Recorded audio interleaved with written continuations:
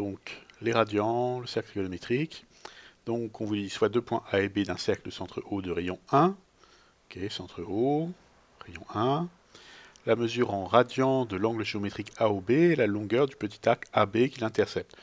Donc AOB, cet angle-là, là, qui fait à peu près 49,99 degrés, on vous dit que ça mesure en radians, pas en degrés, mais en radians, ça va être la longueur de cet arc-là. Donc si vous mesurez, ça fait à peu près 0,87 radians. Donc c'est une mesure en nombre réel, voilà, qui correspond à une mesure en degrés, mais c'est une mesure de longueur. Donc, voyons pour un angle quelconque comment ça marche.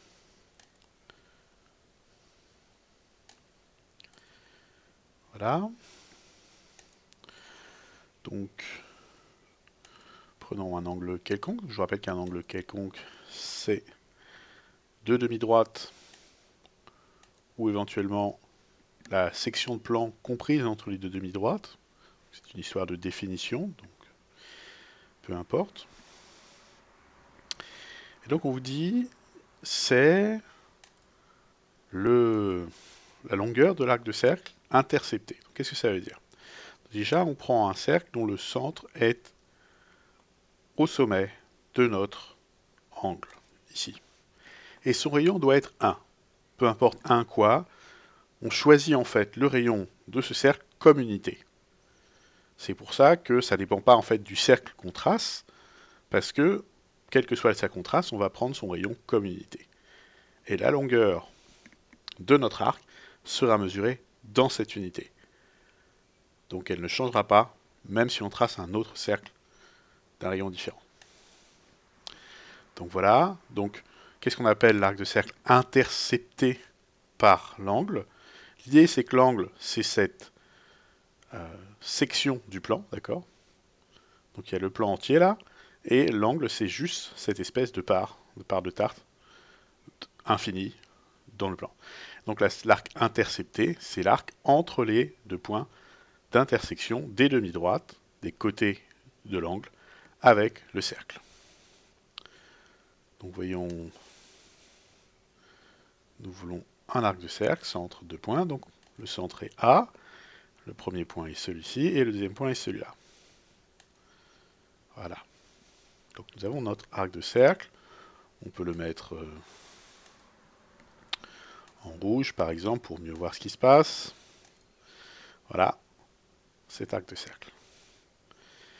Et donc cet arc de cercle, si vous regardez, sa longueur c'est 0,56, ça veut dire quoi? Ça veut dire que cet angle, DAE, BAC, fait 0,56 radians. Et c'est tout ce qu'il y a au radian. Donc ça a l'avantage de ne pas être arbitraire, parce que les degrés c'est arbitraire. Qu'est-ce que c'est un degré? Eh bien c'est un 360e de l'arc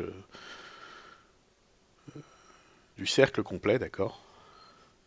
Hein, si on regarde ici, si on prend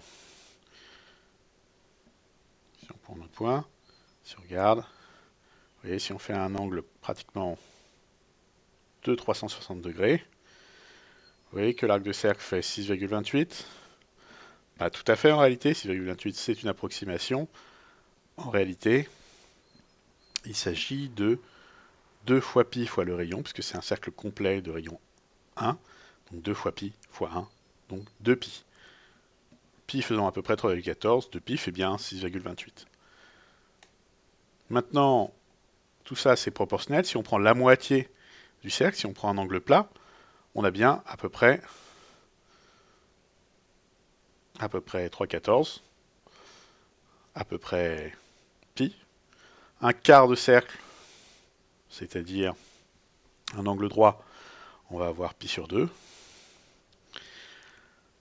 Un huitième de cercle, etc. Donc par proportionnalité, on retrouve tous nos angles, et tous les angles remarquables vont s'exprimer par rapport à pi. Mais pi, c'est juste 3,14, c'est juste un réel. Et donc, 360 degrés, 2 pi. 180 degrés, l'angle plat, pi. 90 degrés, l'angle droit, pi sur 2, etc. Donc ici, vous avez une liste de ceux que vous devez connaître, basiquement, et vous avez la méthode de conversion, le calcul. Donc si vous avez une mesure en degrés, vous pouvez l'obtenir l'équivalent en radian en multipliant par pi sur 180.